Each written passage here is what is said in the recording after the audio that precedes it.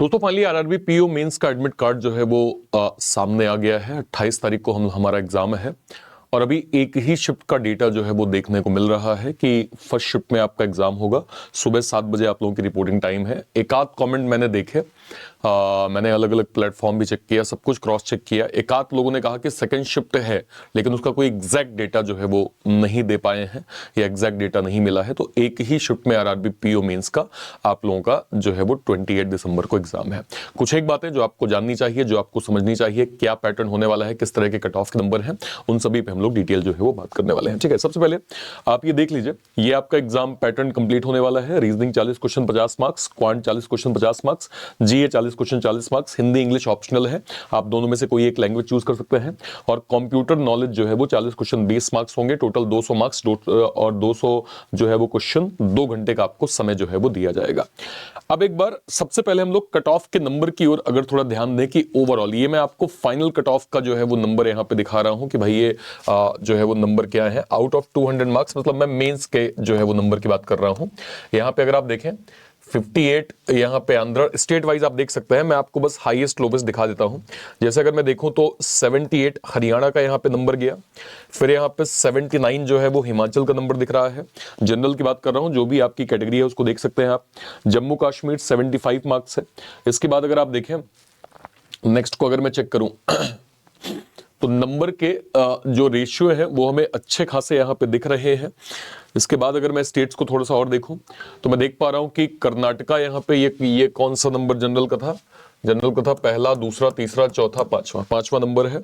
तो ये पहला, दूसरा, तीसरा, चौथा, ये 71, 74 मध्य प्रदेश, देन 72 यहाँ पे महाराष्ट्र, 71 यहाँ पे उड़ीसा। ठीक है, इसके बाद अगर मैं जाऊं पहला, दूसरा, तीसरा, चौथा, पांचवा, ठीक है, 75 पंजाब, देन यहाँ पे 77 उत्तराखंड, अच्छा खासा नंबर है, और 75 मुझे वेस्ट बंगाल दिख रहा है। तो ये आपके मेंस के जो है वो नंबर है। ध्यान रखिएगा, जब हम फाइनल कट ऑफ की बात करते हैं, जो आपको फाइनल कट ऑफ दिखता है, उसका नंबर क्या होता है कि मेंस के मार्क्स प्लस इंटरव्यू के मार्क्स जो है वो दोनों काउंट होते हैं। उसके बाद हम उसका फाइनल जो है वो कट ऑफ मार्क्स निकालते हैं। इस पर ध्यान रखिएगा, जो मेंस के मार्क्स होते हैं उनका वेटेज लगभग 80% का हो जाता है, और जो इंटरव्यू मार्क्स होते हैं उसका वेटेज 20% का हो जाता है। इसको थोड़ा मैं शाब्दिक तरीके से अगर क्लियर करूं तो आपको जो है वो ऐसे समझना होगा। मान लीजिए हरियाणा का फाइनल कट ऑफ मतलब एग्जांपल मैं ले रहा हूं 51.25 है। ठीक है, स्टूडेंट ए ने मतलब एज्यूम कर रहे हैं 85 मार्क्स इसने 200 में किया, इसका हमने 80% मान लीजिए यहां पे डिकोड किया। ठीक है, तो ये मार्क्स इसके नियर अराउंड 34 के करीब आए। इंटरव्यू का गेन मान लीजिए इसका 90 जो है वो क्या कहते हैं 90 आउट ऑफ जो है वो 100 है, इसका हमने 20% गेन किया, हमें पता चला कि ये नंबर जो है वो कितने आ गए, लगभग 18 आ गए। फाइनल जो इसके नंबर बन रहे हैं वो 52 के करीब हैं, और कट ऑफ के हिसाब से आप कह सकते हैं कि हाँ भाई इसका सिलेक्शन फाइनल बन जाएगा। अगर आप बी पे यहाँ पे आ जाइए, मान लीजिए इसने 92 मार्क्स किए, ठीक है, इसको हम 80% काउंटेबल मार्क्स में देखें तो जब हम इसको चेंज करेंगे 36.5 हुआ। मान लीजिए इसके इंटरव्यू में मार्क्स यहाँ पे 70 बने, 70 में हम 20% काउंटेबल मार्क्स निकालेंगे तो ये 14 होगा।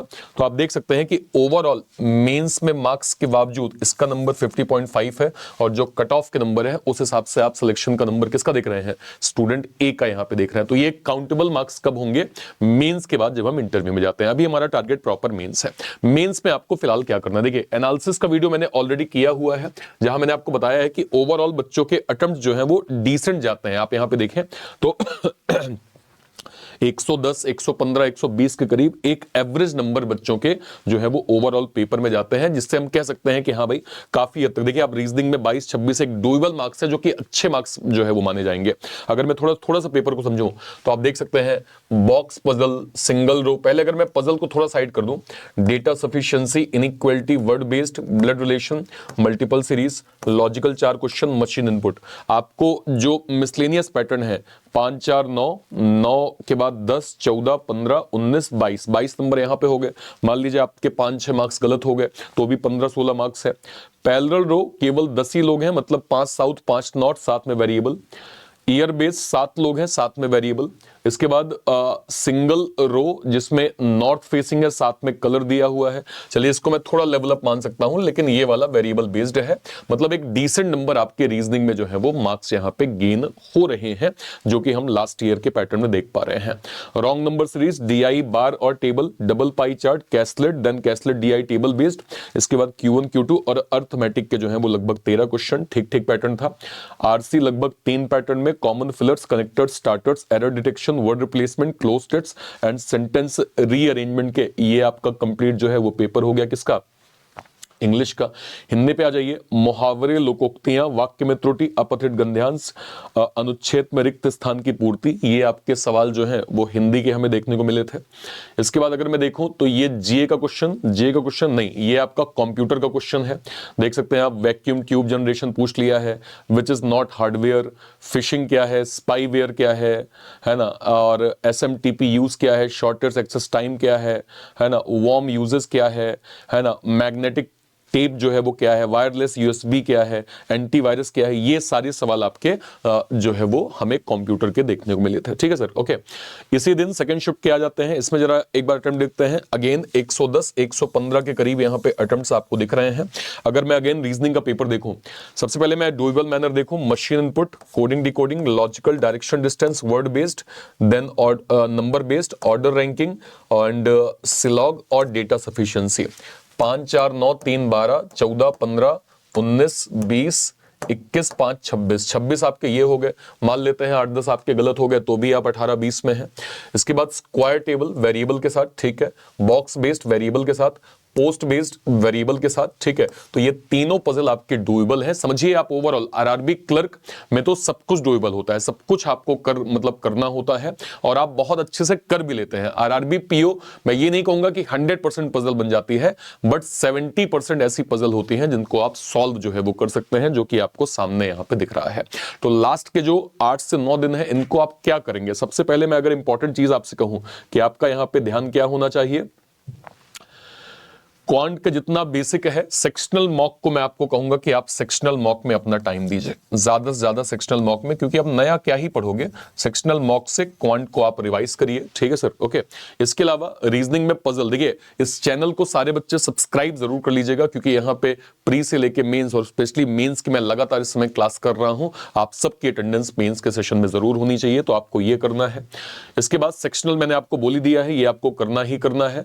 इंग्लिश सेक्शन जिनने इंग्लिश चूज किया हुआ है, ठीक है, जिनने इंग्लिश चूज किया हुआ है वो इंग्लिश को प्रॉपर फोकस करें। और हिंदी वाले, आप ये मत समझिएगा कि आपकी लोकल लैंग्वेज है तो आपको कोई प्रॉब्लम नहीं होगी, सब कर लेंगे।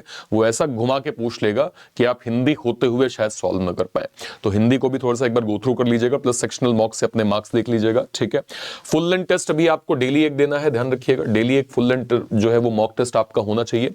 और कोशिश करें कि उसको रिवाइज, मतलब एनालिसिस जिसको हम बोलते हैं, क्या बोलते हैं सर, एनालिसिस जिसको हम बोलते हैं, उस एनालिसिस में आपको टाइम जो है वो प्रॉपर देना चाहिए, कम से कम 1.5 घंटे 2 घंटे, ताकि जो मिस्टेक्स हैं वो आप समझ पाएं कि आपसे क्या गलती हुई है। ठीक है सर, ओके। और बस मैं यही कहूंगा, जैसे मैंने आपको यहाँ पे बोला ही है कि एनालाइज मिस्टेक्स प्रॉपर्ली, अपनी मिस्टेक्स को आप जो है वो नोट डाउन करिए। ठीक है, मॉक्स एंड रिवीजन लास्ट के 8 से 9 दिन का आपका प्रॉपर फॉर्मेट होना चाहिए। शॉर्ट ट्रिक्स और क्विक ट्रिक्स अगर आपने प्री के लेवल पे पढ़ी हुई है, मेंस में उसको अप्लाई करते जाइए, आपको हेल्प मिलेगी। इंपॉर्टेंट चीज यहाँ पे क्या है, इंपॉर्टेंट चीज मैं आपको सिर्फ ये कहूंगा, डेली आप मॉक टेस्ट दें, इसको एनालिसिस करें, अपनी वे की रियाज, इसके क्वेश्चंस देखें, जैसे आपको ट्रैक में इंप्रूवमेंट दिखे वापस से मॉक दीजिए। ये मॉक आपके अगले 8 से 9 दिन जितना जितना ज्यादा आप रिवाइज करते जाएंगे आपको हेल्प मिलेगी। इसके साथ साथ जो आप मॉक दे रहे हैं उसमें एक परसेंटाइल का कॉलम होता है, मेक श्योर करें सारे के सारे बच्चे परसेंटाइल के कॉलम पे जाके आपकी जो एक्यूरेसी और परसेंटाइल का कॉलम है वो एटलीस्ट 80 से ऊपर जरूर हो। 80 से ऊपर होता है तो ये आपको सेंस ऑफ कॉन्फिडेंस देगा कि हाँ आपने सही तरीके से किया है, आपकी स्ट्रेटेजी बिल्कुल सही है, आपको मालूम है क्या करना है क्या नहीं करना है, किसको पहले करना है किसको बाद में करना है। ये बहुत अच्छे से समझ में आ जाता है जब आप परसेंटाइल एक्यूरेसी कॉलम को 80 प्लस करके रखते हैं। ठीक है सर, सारे बच्चे एक बार मुझे बताइएगा, हालिया जो आपने अभी आरआरबी पीओ का मेंस का मॉक दिया है, हालिया आपने जो आरआरबी पीओ मेंस का मॉक दिया है, इसमें मुझे बताइएगा कि आपका टोटल स्कोर जो है वो कितना बना है। टोटल स्कोर के साथ मैथ का स्कोर क्या है, रीजनिंग का स्कोर क्या है, इंग्लिश का स्कोर क्या है, जीए का स्कोर क्या है, इंग्लिश हिंदी दोनों, या फिर कंप्यूटर का स्कोर क्या है, ये बताइएगा। और उस पर्टिकुलर मॉक में आपका परसेंटाइल कितना बन रहा है, ये भी आप लोग मुझे वीडियो के कमेंट सेक्शन में जो है वो जरूर बताइएगा, ठीक है। लास्ट के फ्यू डेज में अगर आपको किसी टॉपिक में स्टिल कुछ डाउट लग रहा है, तो वैसे हमने, अगर मैं यहां पे दिखा पाऊं शायद, हाँ, अधिकारी बाबू का आरआरबी पीओ मेंस का बैच हमने लॉन्च किया था। स्टिल आपको कुछ लगता है कि नहीं सर कुछ टॉपिक मुझे थोड़ा कवर करने हैं, तो इस बैच के माध्यम से आप कवर अप कर सकते हैं। इसके अलावा जो लोग आरआरबी क्लर्क मेंस को टारगेट करने वाले हैं, उनके लिए हमने प्रतिष्ठा आईबीपीएस आरआरबी क्लर्क मेंस का बैच लॉन्च किया है, जो कि डेडिकेटेड जो है वो क्या कहते हैं आरआरबी क्लर्क मेंस के लिए है। और जो भी हमारे एक्स सर्विसमैन सर लोग हैं ईएसएम डीईएसएम कैटेगरी के लिए, उनके लिए डेडिकेटेड हमने ex serviceman IBPS RRB clerk mains का बैच लॉन्च किया है। इस बैच के माध्यम से आप कंप्लीट स्टडी कर सकते हैं। ये दोनों चीजें आपको बैंक महानायक, तीनों चीजें आपको बैंक महानायक के अंदर मिल जाएगा। बैंक महानायक क्या होता है सर? एग्जाम ट्यून के अंदर जितने भी बड़े बैचेस लॉन्च होते हैं वो सब के सब आपको बैंक महानायक के अंदर मिल जाते हैं, जो कि 1 साल के लिए 1599 में आप प्रॉपर्ली इसे अवेल जो है वो कर सकते हैं। कहां से अवेल कर पाएंगे सर? या तो आप इसी वीडियो के डिस्क्रिप्शन बॉक्स में जाइए, इसी वीडियो के, या फिर आप कोई भी, जैसे मान लीजिए आप चैनल पे है ना, चैनल पे आप मान लीजिए लाइव सेक्शन में गए, लाइव सेक्शन में मान लीजिए अगर मैं इसी वीडियो पे जाऊंगा, इस पे मैंने क्लिक किया, क्लिक करते ही इसके डिस्क्रिप्शन बॉक्स में मुझे सारे के सारे बैचेस के लिंक, जैसे अगर मैं जाऊं अधिकारी बाबू का आरआरबी पीओ मेंस का बैच यहां मिल जाएगा। इसके अलावा अगर आप जाएंगे तो आपको प्रतिष्ठा आईबीपीएस आरआरबी क्लर्क मेंस का बैच मिल जाएगा। अगर आप जाएंगे तो आपको एक्स सर्विसमैन जो है वो IBPS RRB clerk mains ESM category का बैच मिल जाएगा। और ये सारी चीजें आपको बैंक महानायक के अंदर मिल जाएंगे, जिसको आप प्रॉपर अवेल कर सकते हैं, ठीक है सर। ओके, और कोई भी डाउट होता है अपनी बात वीडियो के कमेंट सेक्शन में जरूर रखिएगा। टिल देन, तब तक के लिए जय हिंद, जय भारत, थैंक यू।